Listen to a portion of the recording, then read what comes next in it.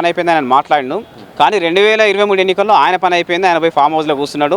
2023లో కేసీఆర్ను ఓడించడంలో ఎంఆర్పీఎస్ కీలక పాత్ర వహించింది. ఇవాళ తిరిగి ఏ లక్ష్యం అయితే everyday is not Monday, everyday నా సండే మాదిగలతోనే కేసీఆర్ ఉంటాడు, కేసీఆరే మీకు సాధిస్తాడు, మందకృష్ణ మాదిగ పని అయిపోయిందని చెప్పినటువంటి కేసీఆర్ పోయి ఫామ్ హౌస్లో అనుకున్నాడు. తిరిగి ఈ జాతికి విజయం అందించిన చరిత్ర కూడా మందకృష్ణ మాదిగ గారికి ఉంది. కేసీఆర్ కూతల రాయుడు, కృష్ణ మాదిగ నిబద్ధతో ప్రజల కోసం పనిచేసిన నాయకుడు. కేసీఆర్కు కృష్ణ మాదిగ మధ్య చాలా వ్యత్యాసం ఉంది. కేసీఆర్ ఆయన నడిపిన ఉద్యమ కాలంలో వేలాది మంది ఆత్మహత్యలు చేసుకున్నారు. ఆయన ఉద్యమంలో వేలాది మంది చంపబడితే అసంపూర్ణ తెలంగాణ తీసుకొచ్చాడు.